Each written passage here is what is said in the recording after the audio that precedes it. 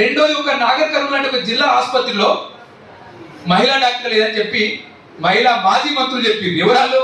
ఇది ఈ రాష్ట్రాన్ని మేము సాధించినాము, 10 ఏళ్ళు ఈ రాష్ట్రాన్ని అభివృద్ధి చేసినామని చెప్పిన సత్యవతి రాథోడ్ కావచ్చు, లేదు ఇంకొక సవితా ఇందరెడ్డి మాజీ హోంమంత్రి, తర్వాత మొన్నడాక మహిళా శాఖ మంత్రి, మొన్నడాక విద్యాశాఖ మంత్రి, వాళ్ళు చెప్తా ఉన్నారు ఈ రాష్ట్రంలో ఇప్పటికీ నాగర్ కర్నూలు లాంటి ప్రభుత్వ ఆసుపత్రుల్లో మహిళా డాక్టర్లు. సిగ్గు అనిపిస్తుందా మీకు?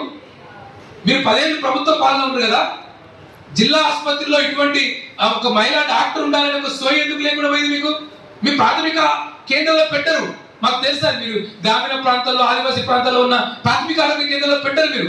కానీ ఒక జిల్లా స్థాయి ఆసుపత్రిలో జిల్లా నలుమూల నుంచి వచ్చే ఆసుపత్రికి మీరు మహిళా డాక్టర్ ఎందుకు ఇవ్వట్లేదు మీరు మనకి?